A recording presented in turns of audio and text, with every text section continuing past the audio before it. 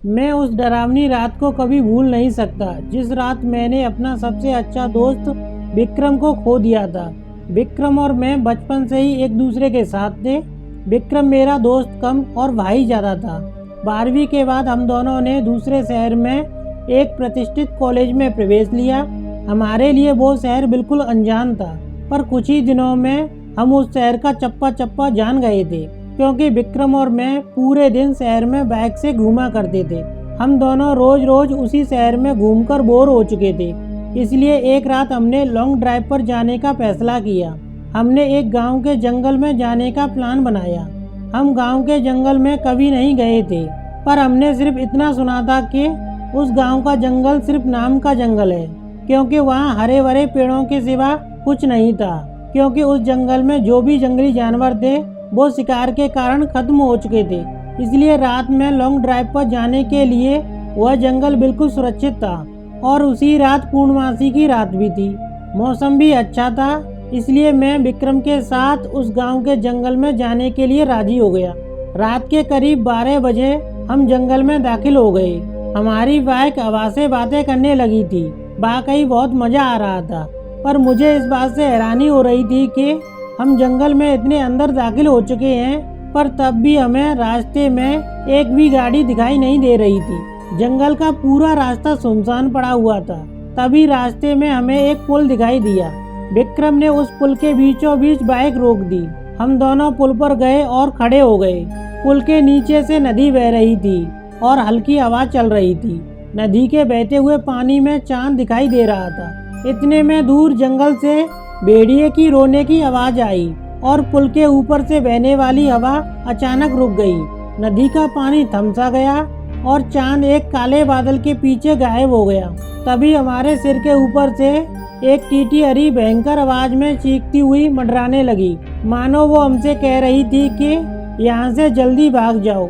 मैंने विक्रम से कहा, विक्रम यहाँ कुछ अच्छा नहीं लग रहा है। टीटी का चीखना मतलब हमारे चारों तरफ खतरा मंडरा रहा है। हमें जल्दी यहाँ से निकल जाना चाहिए। विक्रम बोला, अरे भाई, कुछ अशुभ नहीं होता, बस ये अंधविश्वास है। यहाँ खड़े रहो और चुपचाप नज़ारा देखो। तभी मैंने विक्रम से कुछ दूर पुल के पास एक औरत को खड़े देखा। दूर से तो वो दिखने में सुंदर लग रही थी, पर वह पुल के नीचे नदी में झांक रही थी। मैं उसकी तरफ देख ही रहा था कि इतने में वो औरत पुल के ऊपर चढ़ गई। मैंने विक्रम से कहा, अपने पीछे देख, वो औरत क्या कर रही है। विक्रम ने पीछे मुड़कर देखा। वो औरत अभी भी पुल के रेलिंग के ऊपर चढ़कर नदी में देख रही थी। विक्रम ने कहा, भाई, वो आत्महत्या करने की कोशिश कर रही है। ये सुनकर मेरे हाथ पैर कांपने लगे। विक्रम उस औरत को रोकने के लिए उसकी तरफ भागा और तेजी से चिल्लाया, अरे आप क्या कर रही हो, उतरो, वहाँ से गिर जाओगी।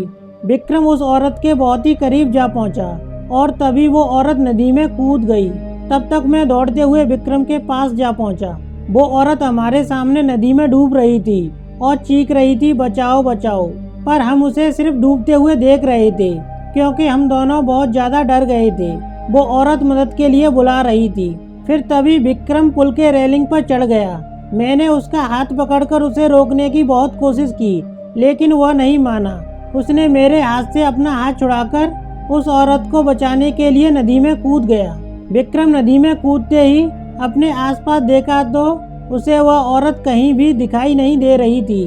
उसने सोचा कि वह डूब चुकी होगी। फिर उसने गहरी सांसें ली और पानी के अंदर डुबकी लगाई।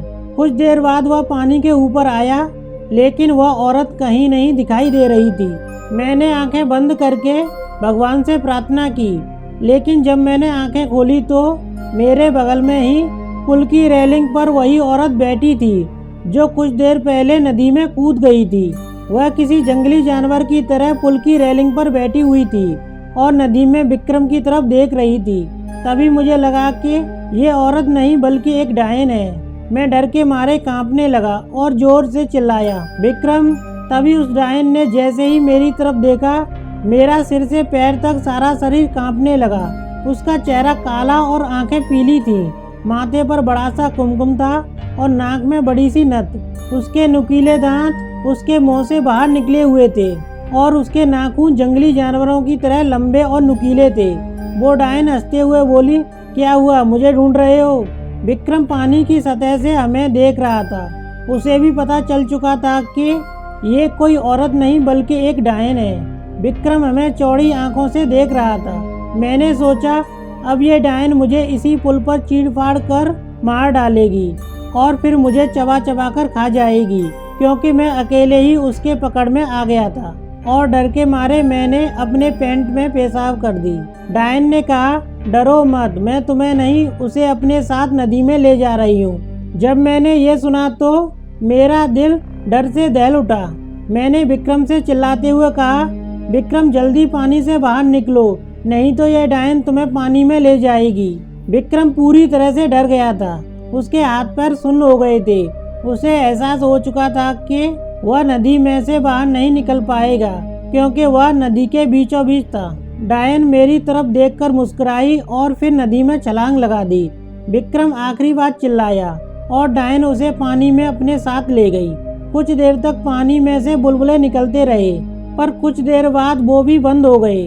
मैं आंखें फाड़ फाड़ कर नदी में देख रहा था और विक्रम को पुकारता रहा, और इतने में नदी के पानी में खून दिखाई दिया।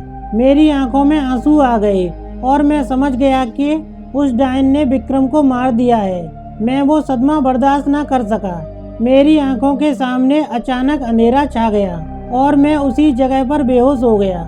जब मुझे होश आया तब सुबह हो चुकी थी। मैं 4-5 लोगों से घिरा हुआ था। पुल पर काफी सारे लोगों की भीड़ जमा थी। लोग पुल के नीचे झांक कर देख रहे थे। मैं उठा और दौड़कर पुल के पास गया और देखा पानी में नदी के किनारे विक्रम की लाश तैर रही थी। उस डायन ने बड़े ही बेदर्दी से विक्रम के सीने से दिल निकाल लिया था। मेरा सबसे अच्छा दोस्त मुझे छोड़कर चला गया था। उस दिन मुझे उस गांव के लोगों से पता चला कि उस नदी में 100 साल पहले से किसी डायन का वास था। उस गांव के कुछ बुजुर्ग लोग ये भी कहते हैं कि 100 पुरुषों का दिल खाने के बाद वह डायन फिर से एक सुंदर औरत बनने वाली थी, इसलिए वह सिर्फ पुरुषों को अपना शिकार बनाती थी और उनका दिल कच्चा चबा जाती थी। विक्रम के मरने के बाद उस पुल पर कभी भी वह डायन दिखाई नहीं दी, इसलिए उस गांव के लोग कहते हैं कि मेरा दोस्त विक्रम उस डायन का आखिरी शिकार था और उसके बाद वह फिर से जिंदा होकर एक सुंदर स्त्री बन गई होगी और अभी वह किसी आदमी के साथ सामान्य जीवन जी रही होगी। दोस्तों, कहानी पसंद आए तो वीडियो को लाइक करें और हमारे चैनल को सब्सक्राइब करें।